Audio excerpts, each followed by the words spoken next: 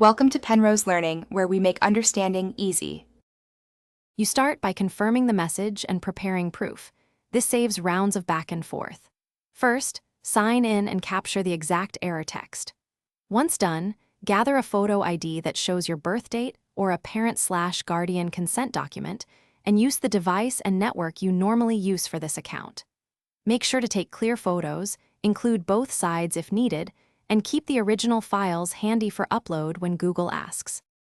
Next, open the appeal form linked on the disabled account screen and fill every required field carefully.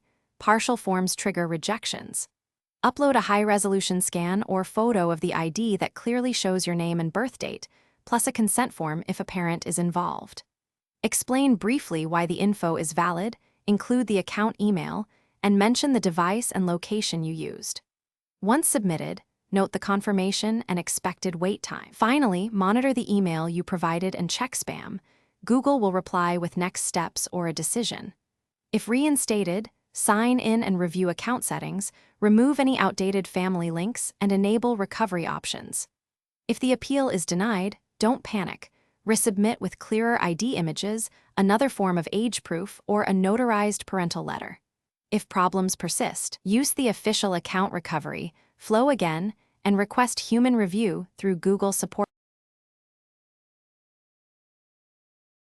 Thanks for watching. If this was helpful, leave a like and consider subscribing. See you next time.